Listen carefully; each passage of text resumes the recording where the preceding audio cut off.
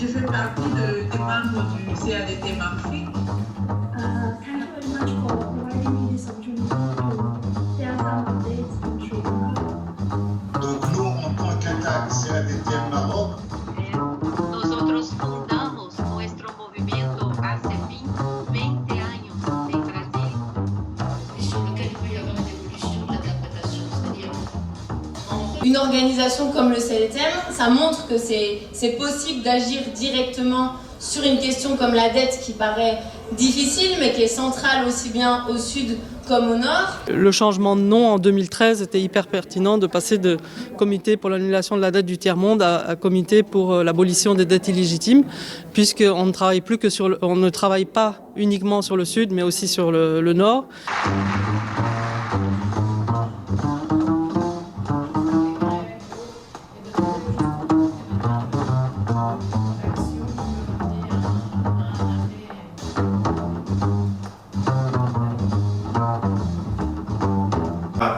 A été convaincu à partir de 1985 qu'il fallait absolument arrêter le paiement de la dette. Le 16 octobre 1987, c'est-à-dire il y a 33 ans et 2 jours, il a été assassiné.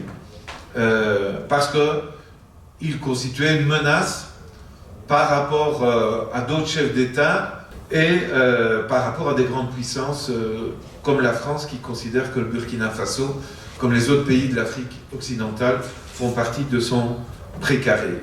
Et puis il y a la figure de Fidel Castro qui appelait à la suspension du paiement de la dette en disant, avec le mot d'ordre, la dette est impayable et elle est immorale. Tout ça a produit un puissant mouvement de solidarité avec les pays du tiers-monde et en 1989, il y a eu une grande campagne lancée en France qui s'appelait « Ça suffit comme si », donc en verlan, « Ça suffit comme ça ». Et c'est dans la foulée de cette grande initiative en France qui faisait écho à ce qui se passait en Amérique latine et en Afrique que le CADTM est né en mars 1990. Je connaissais absolument pas la question de la dette. Bon, j'avais l'idée générale que voilà, les pays pauvres avaient emprunté, et comme c'était des pays pauvres, c'est pour ça qu'ils n'arrivaient pas à rembourser. J'étais loin de me douter que la dette avait été prêtée sciemment pour maintenir des dictatures, le système capitaliste, et que les pays avaient remboursé maintes et maintes fois et qu'ils étaient toujours aussi endettés, même voire plus endettés. Pour moi, le lien entre colonialisme et dette, c'est ce rapport à l'oppression, à la domination injuste, inéquitable, voilà, inhumaine même. Moi j'ai découvert le CADTM parce qu'en 2013-2014 j'habitais à Athènes.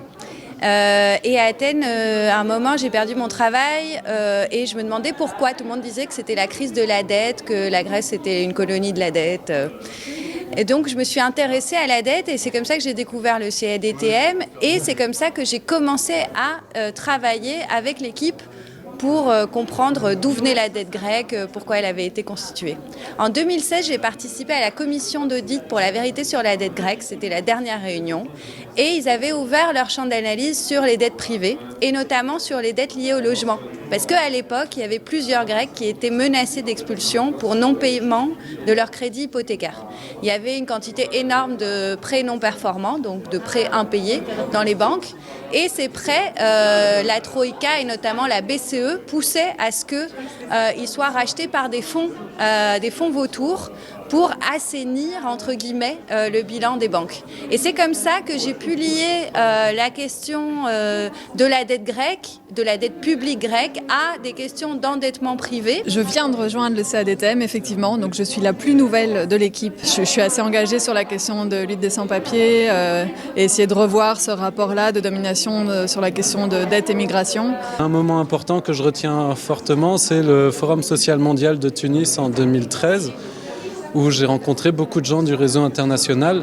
Et après, je te parlais du Maroc aussi parce que j'ai été en 2016 à un contre-sommet organisé par Attaque CADTM Maroc, où j'ai rencontré beaucoup de Marocains et Marocaines super engagés. En ayant vu toutes les dérives de la coopération internationale et en voyant que c'était vraiment le miroir inversé de tout ce que je voulais, de tout ce que j'espérais, je me suis dit, mais comment est-ce que je peux agir d'une manière internationale en étant en Belgique.